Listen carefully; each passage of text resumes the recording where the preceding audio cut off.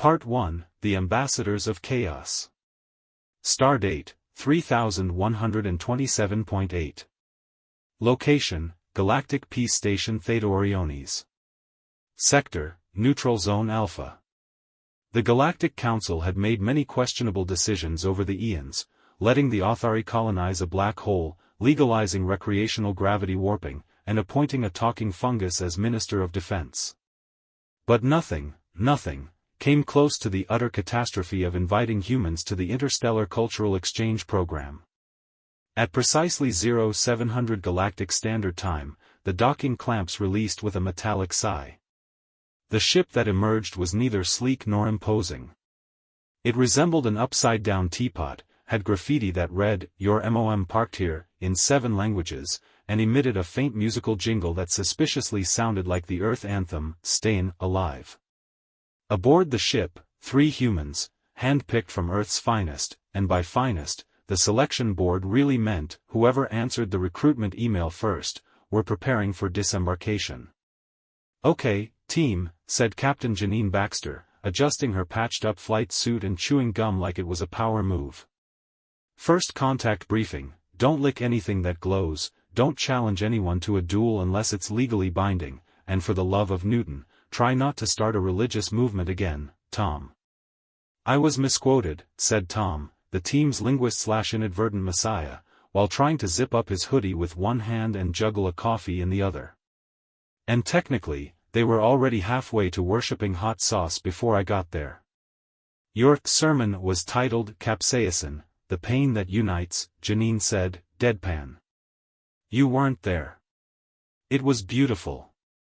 Beside them, the third human, Corporal Matty Cho, was loading a duffel bag the size of a small asteroid with, allegedly, scientific gear. It clinked and rattled ominously. "Please tell me that's not more Earth snacks," Janine said. "It's mostly snacks," Matty replied, then added thoughtfully, "and a slingshot cannon made from repurposed plasma coils. I don't think galactic law allows that." "Then we're gonna teach them new laws." The docking bay hissed open. A delegation of 12 different species stood in neat formation. They were draped in robes, carapaces polished, and ceremonial orbs humming with latent power. At the center stood Ambassador Zarnox the Infinite, a 7-eyed, sentient energy being surrounded by a personal wormhole that smelled faintly of nutmeg. "Welcome," it said, all 7 eyes blinking asynchronously. "We greet the humans of Earth. The Council awaits your enlightenment." Tom stepped forward. "We brought chips." 15 minutes later. The Galactic Council chamber, an immense amphitheater floating in gravity-neutral space, was in chaos. The Quarn ambassador was on fire, but only metaphorically. He was delivering a rap battle rebuttal to Matty's snack diplomacy.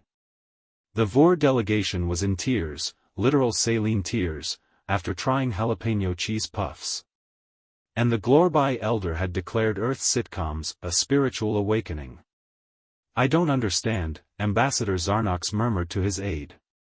"They've turned every peace summit protocol into performance art." "Sir," the aide said grimly, "they weaponized cultural confusion. Again. They brought karaoke." And indeed, they had. Tom was on the council podium with a microphone that he had somehow reprogrammed into a lightsaber-shaped mic stand. Behind him, Matty had spliced together a karaoke system using parts of the emergency navigation grid. The song? Earth's ancient hymn of peace, Bohemian Rhapsody. "Is this the real life?"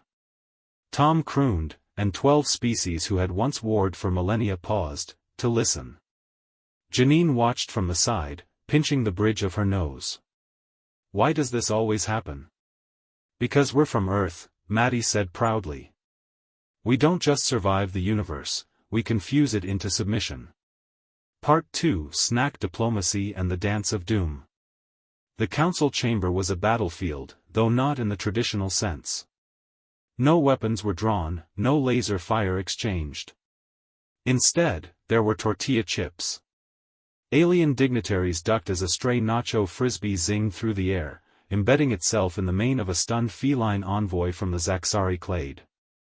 It hissed and swatted at its own head as if swarmed by ghosts. "Tom, stop weaponizing snacks!" Janine shouted over the cacophony. It was tactical distraction. Tom shouted back, brandishing a half-empty jar of salsa like it was a sacred relic. Section 12, subparagraph F of the Peace Protocols: all cultural expressions are valid until proven biologically hazardous. That was a guideline, not a loophole. Maddie, meanwhile, was at ground zero of the chaos, the galactic refreshment table. The original alien offerings, nutrient crystals, aroma clouds, and neural mist infusions, had been unceremoniously shoved aside. In their place? Doritos. Gummy bears. Vacuum-sealed pickles. "Try the red ones," she said, handing a bag of spicy chips to a four-eyed diplomat with tentacles. "They taste like danger." The alien hesitated, sniffed, then inserted a chip into what might have been its mouth. 30 seconds later, it began to levitate. Possibly from flavor shock. Ambassador Zarnox floated silently in the center of the chamber, surrounded by a gravitational aura of increasing despair. "This was meant to be a cultural summit," he muttered, all 7 eyes staring in separate directions. "We were to discuss peace treaties, border realignments, sustainable fusion farming." "Hey!" Tom called from the center platform. "Who wants a dance-off?" It was not a rhetorical question. Before anyone could respond, or flee, Tom tapped a button on his portable speaker. Music blasted through the council's sacred chamber, the pounding bassline of a centuries-old Earth track called Uptown Funk. A moment of stunned silence followed. Then Tom began to dance. Not elegantly. Not coordinated. It was a chaotic medley of every known human wedding dance: the robot, the shopping cart, something he called air traffic control. He spun, kicked, and flailed with what could only be described as unjustified confidence. Ambassador Corks, a gelatinous being of peace and meditation, recoiled. "Is this a mating ritual?" "No," Janine sighed. "Worse. It's interpretive joy." Maddie jumped in, adding a flawless moonwalk to the mix, flinging sour candies to the beat like she was seeding revolution. One of the Vrinksy guards, massive, tusked, and terrifying, stood up slowly, watching the humans with narrow, suspicious eyes. Then, without warning, it copied Tom's moves with disturbing accuracy. The chamber gasped. "Counselor Drellner is participating," Zarnox whispered in horror. The floodgates opened. The jellyfish diplomats began to pulse in time with the music. The insectoid Torvati tapped their claws rhythmically. Even the grumpy stone-faced warlords of the granite colonies began nodding their heads, their rocky jowls jiggling slightly. Within moments, the chamber turned into a raving intergalactic flash mob. "Okay," Janine muttered to herself, "this is either the greatest diplomatic coup in human history, or an incident that'll get its own chapter in the War Crimes Tribunal archives."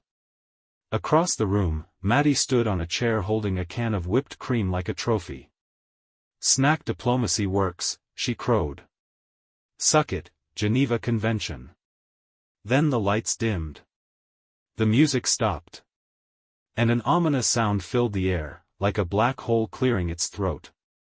A new figure emerged from the high-level observation gallery above the chamber. It floated down on anti-gravity coils, sleek and silver, its face hidden behind a mask of shifting equations. "The observer," Zarnox said in dread. "They only come when a summit is destabilizing planetary politics." The observer's voice was flat, cold, and made everyone's spinal fluid itch. "Humans of Earth," it intoned, "your actions have triggered a Category Theta response. You are accused of subverting Council protocols through excessive absurdity." Tom raised a hand. "Can you define excessive? Because our baseline is pretty flexible." "You replaced the opening ceremony's peace mantra with karaoke." "Correct." "You substituted neural mists with carbonated sugar liquid." "It's called Mountain Dew." You challenged the Minister of Gravimetric Affairs to something called a wormhole twerk-off. He lost, by the way, Maddie added helpfully. The observer paused. The equations on its face flickered, confused. We are not equipped to deal with this level of illogical diplomacy, it admitted. Exactly, Janine said, stepping forward. That's why it works. Logic got you nowhere for 1,000 years. Empires crumbled, alliances failed. But you put 3 humans in a room with a speaker and a bag of chips? She pointed to the chamber, still pulsating with dance energy and the distant sound of someone trying to beatbox with 3 throats. We just unified 12 species. By accident. The observer considered this. Fascinating. Then it floated up and vanished. There was a beat of silence. Then someone in the crowd shouted. Free snacks for everyone. And the universe changed a little bit. Part 3, Elected by Accident. Ambassador Zarnox stared at the shimmering council chamber, which now smelled like cinnamon toast and existential despair. Alien diplomats sat amid a battlefield of snack crumbs and disco residue, blinking in dazed silence. One of them, a crystalline arthropod from the Singularity Swarm, was still attempting the Macarena with slow, ceremonial precision.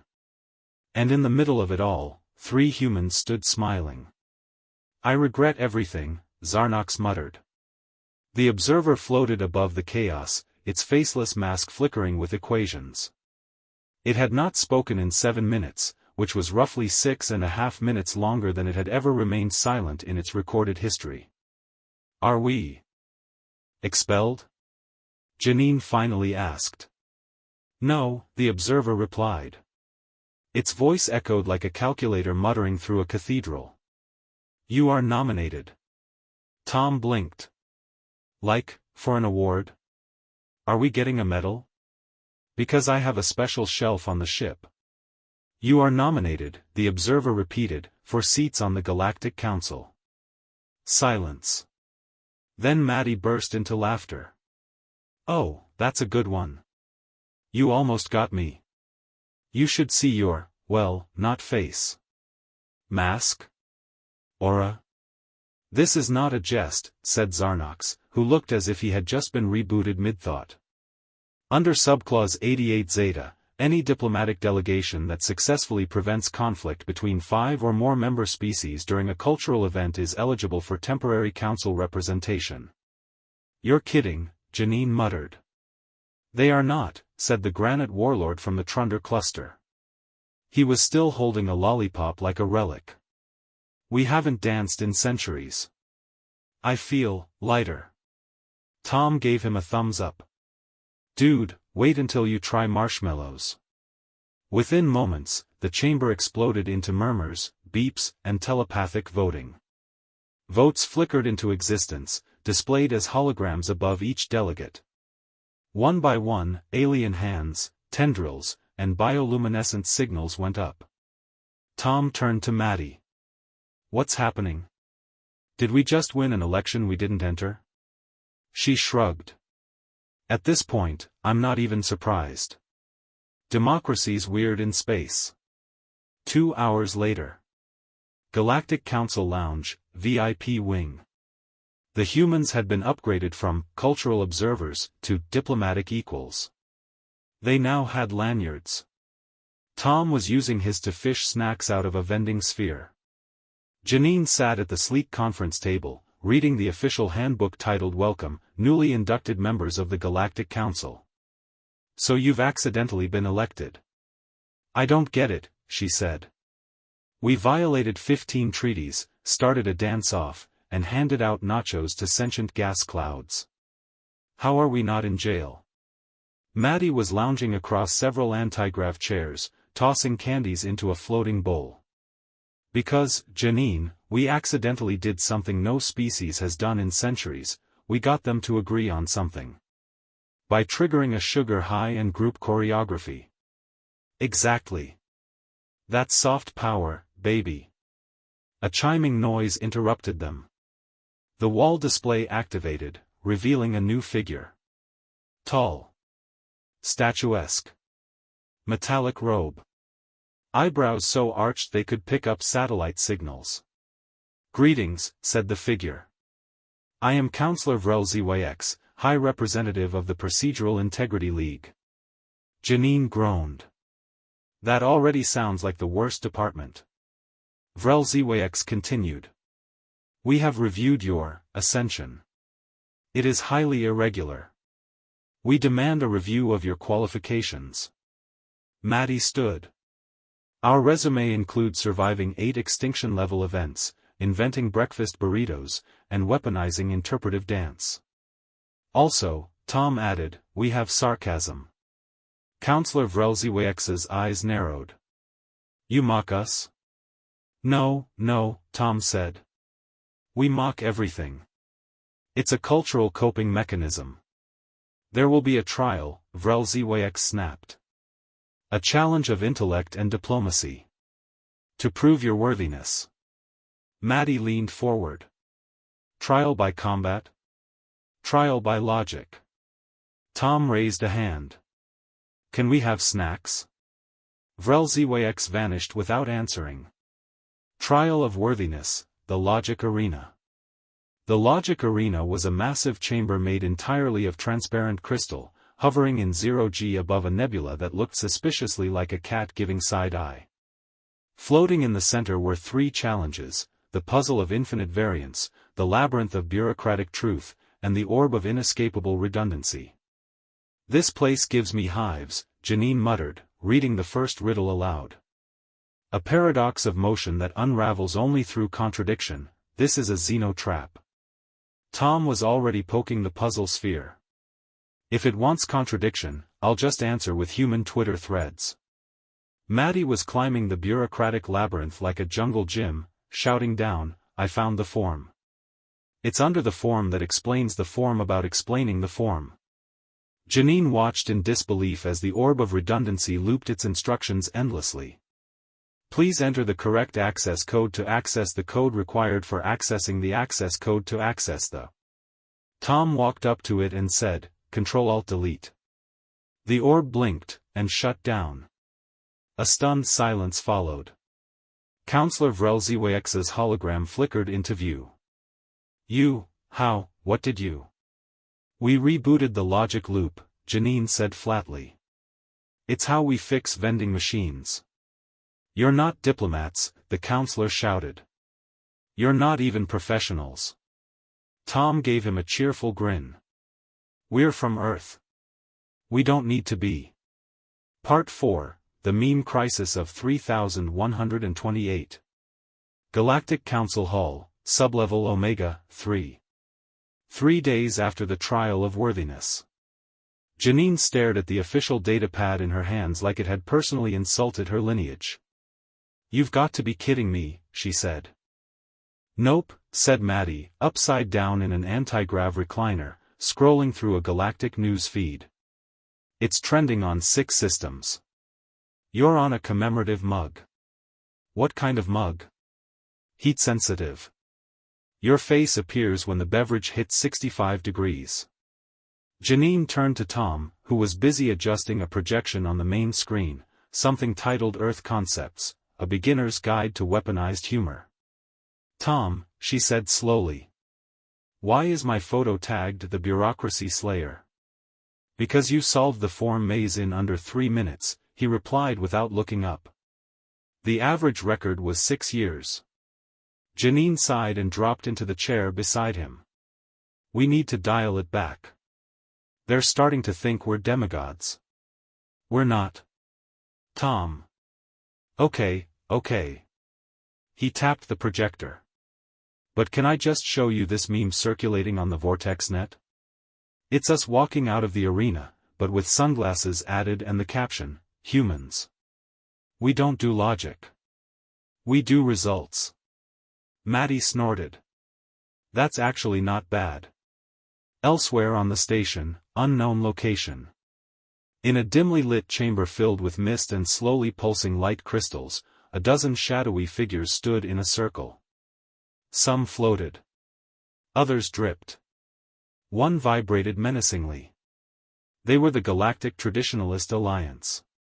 "This cannot be allowed to continue," hissed Councillor VrelZyx, his silver robes now slightly wrinkled with stress. "They've made a mockery of every council protocol. They turned the Logic Arena into a tourist attraction," another member said bitterly. "Someone installed a karaoke booth. They unified 4 minor systems using only diplomacy and candy," a deep voice growled. "Unforgivable." A new figure stepped forward from the shadows, cloaked and humming faintly with psionic suppression fields. "I have a plan," the voice purred. "Let the humans stay, and self-destruct under pressure. We give them their first real diplomatic crisis." "Sabotage?" VrelZyx asked hopefully. "Worse," the voice replied. "Responsibility." The next day, Human Office, Galactic Council Wing. Janine walked into their new office, already holding a cup of black coffee that could legally qualify as a chemical weapon. "Morning, sunshine," Maddie called. "You're just in time. We've been assigned a mission." Janine froze mid-sip. "Wait. Like, a real one?"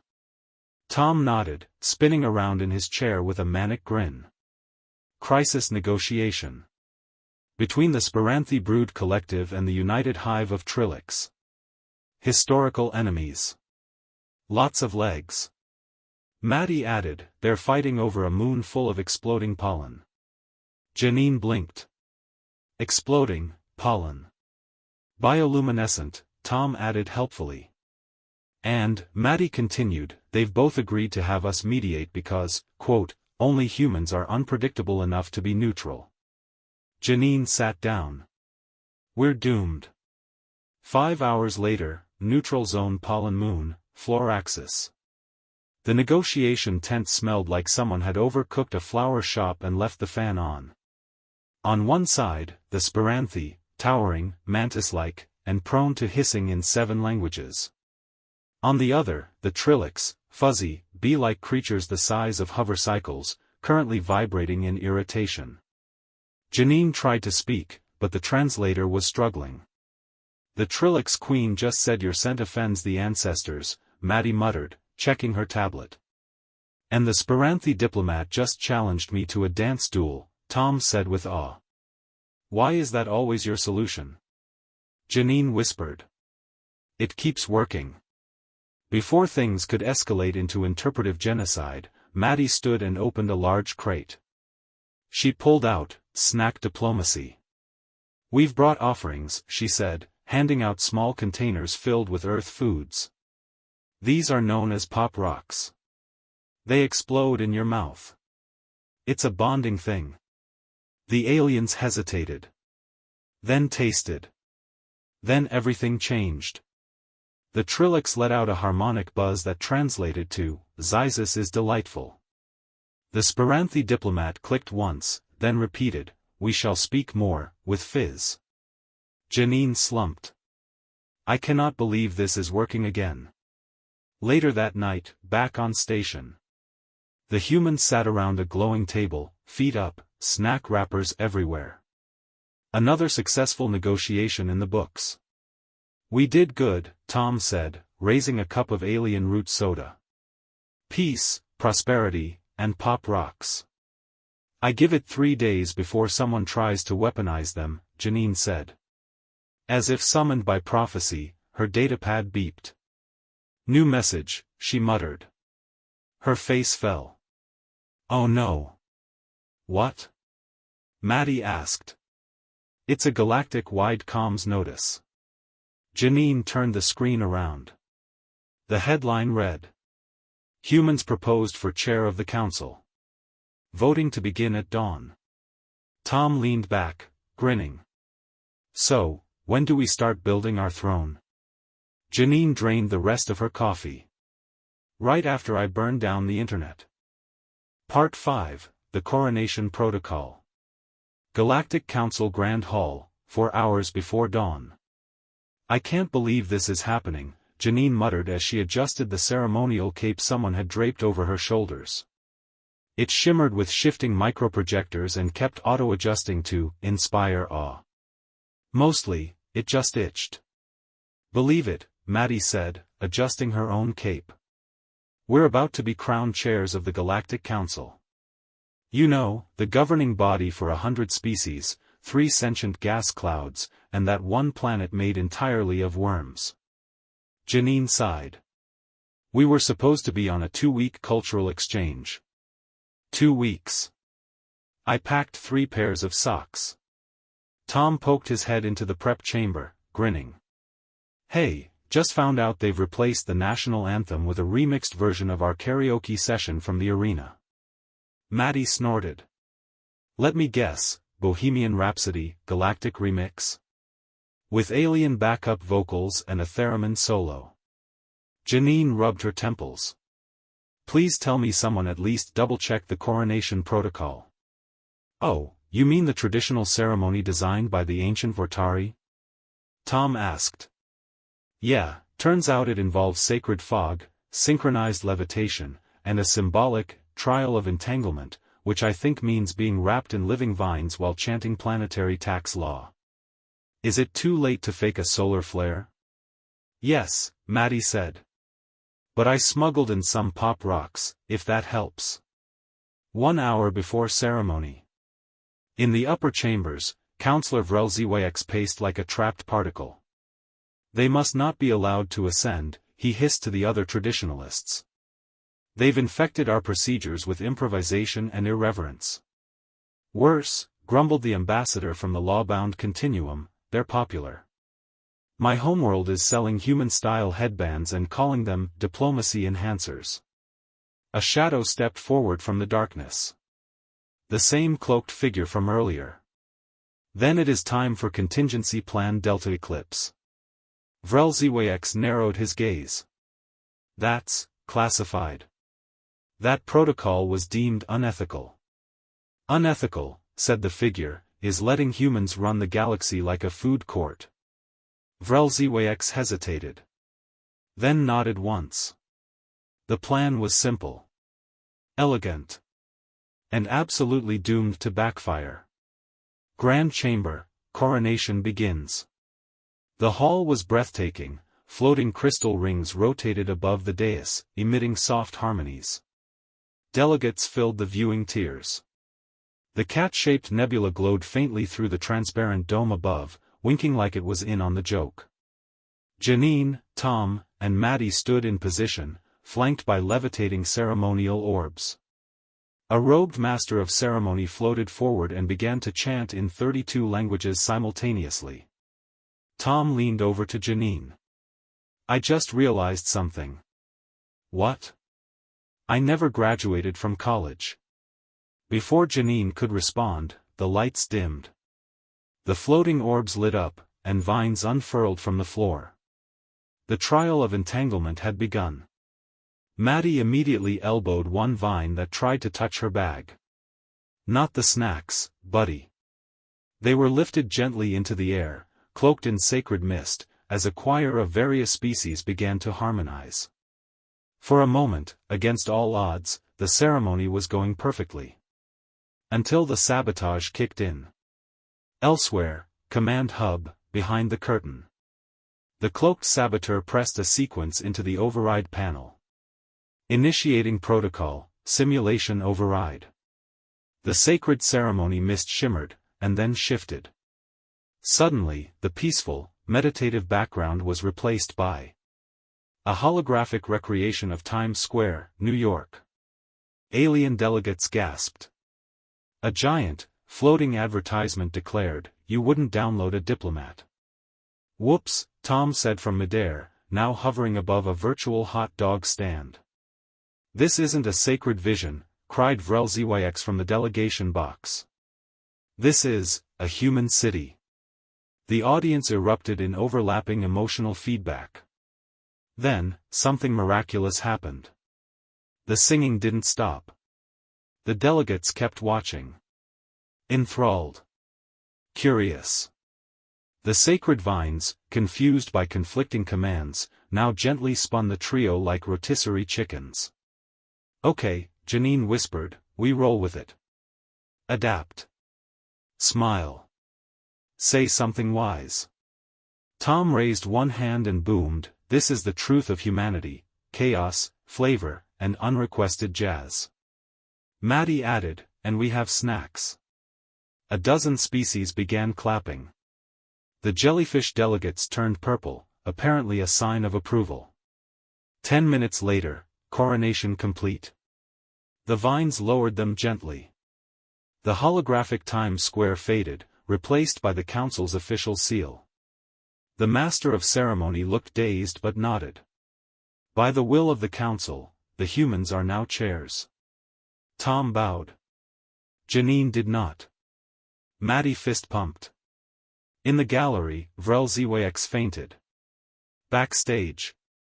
The trio collapsed into seats, surrounded by snacks and congratulations from a dozen newly enthusiastic ambassadors.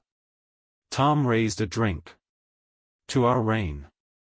We're going to cause an intergalactic scandal, aren't we?" Janine said.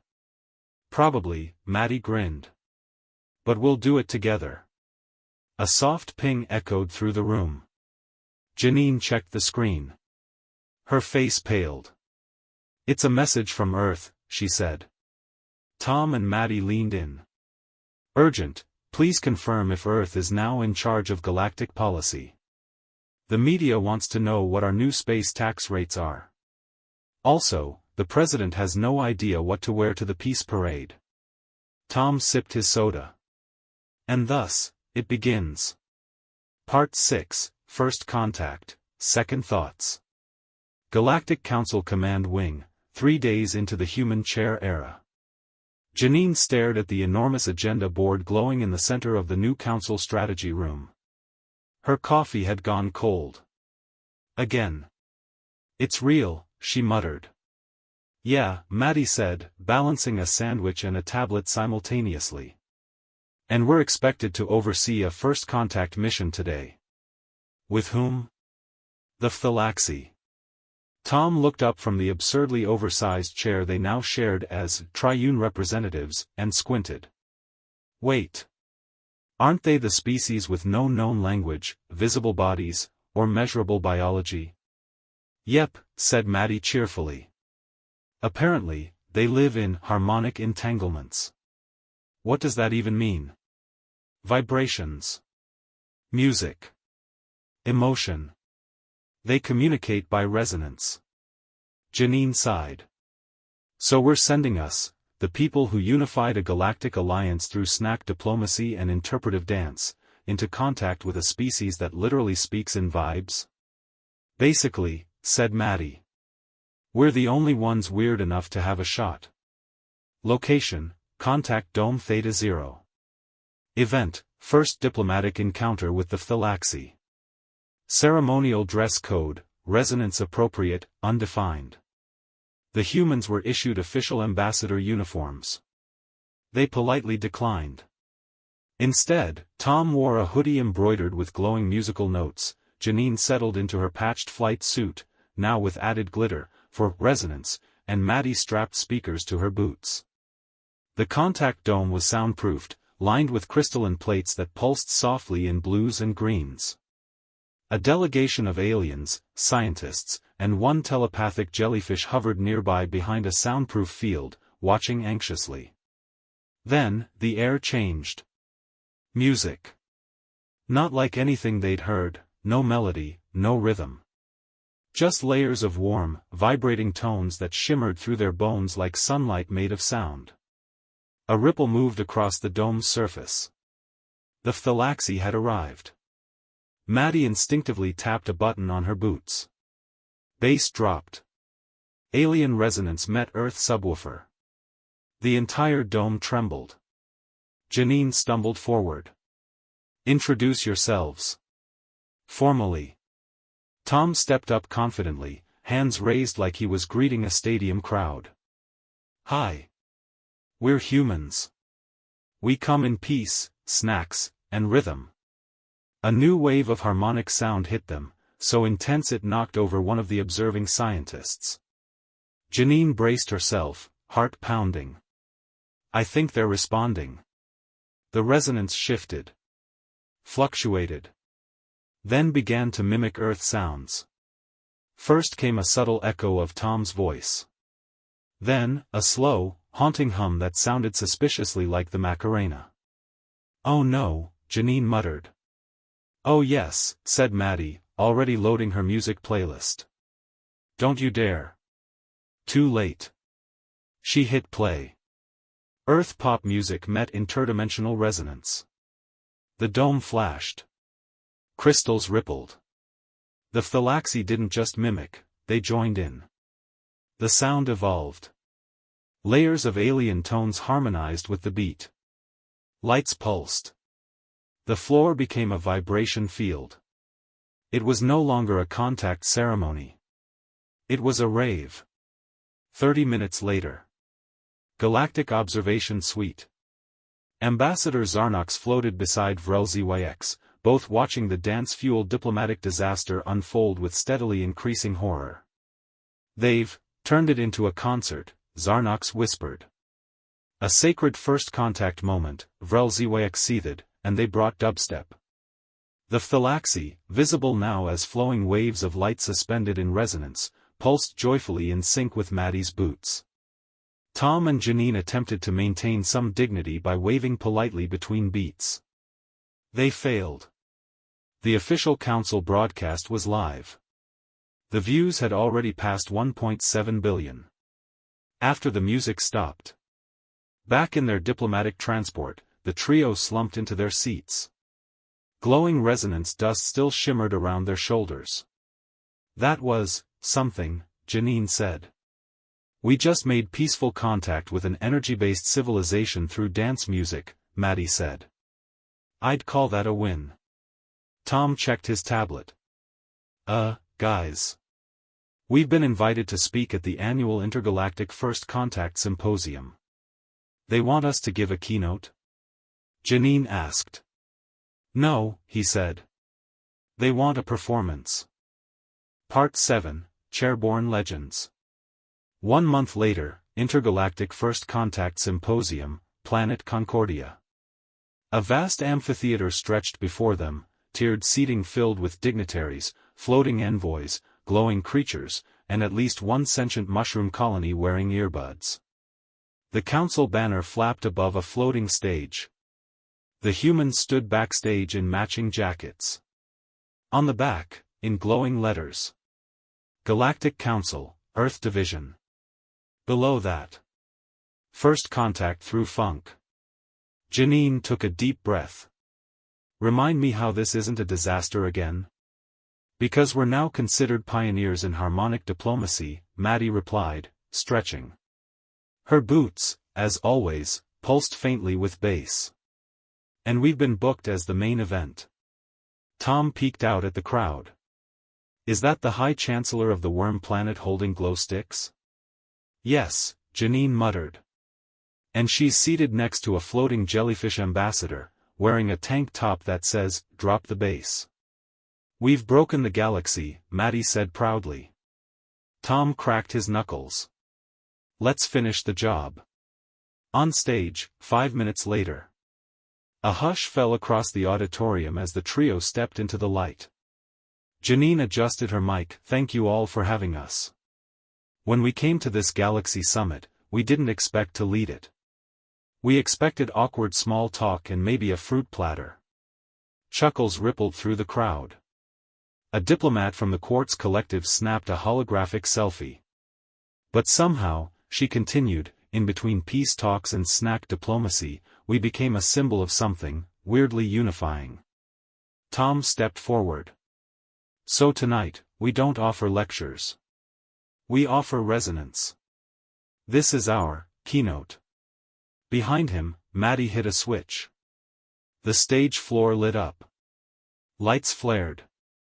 Sound shimmered. Alien sound sensitives perked up. Glowing orbs tuned themselves. Delegates leaned in. And then the beat dropped. It wasn't just music. It was diplomacy at 120 BPM. The Thalaxi joined in from orbit, transmitting layered harmonics that harmonized with Earth rhythms. The Trilix buzzed in a synchronized flight pattern. The Speranthi tapped their bladed legs in time. The galaxy danced. Later that night, backstage, they collapsed into chairs, breathless. That was insane, Maddie said, sweat-slick and glowing. We started a literal interstellar dance movement, Tom said, checking trending galactic feeds. Chairborne Legends is now a hashtag. Janine looked up. We'll be expected to lead future contact missions now. Tom shrugged. We've done worse. Like what? He grinned. Remember the time you accidentally declared Earth a sovereign snack-based superpower? Oh, that was one time. A soft chime interrupted their banter. The Council's central AI projection shimmered into view. Chairs. Congratulations. Your presentation has resulted in the spontaneous de-escalation of 2 regional conflicts and a 7% increase in galactic cultural exchange applications. Oh, Janine said. That's actually amazing. There is also, the AI added, a request for the Earth delegation to design the next standard interstellar diplomatic uniform. Tom perked up. Can we add hoodies? Your creative discretion is authorized. A week later, Earth. The president of Earth stood awkwardly before the cameras as the humans returned home. Behind them stood crates of intergalactic treaties, glowing awards, crates of alien snack samples, and a 3-meter energy being holding a boombox. The president began, on behalf of Earth, thanks. Janine took the mic, we're just getting started. Maddie raised a can of galactic root soda. To humans. We don't always plan well. Tom added, but somehow, we still end up in charge. Final shot, Earth from orbit. A holographic message pulsed from one of the orbiting Council satellites. It read. Humans, come for the snacks. Stay for the diplomacy. Bring dancing shoes. The end. If you like this sci-fi story, subscribe to the channel to not miss new stories.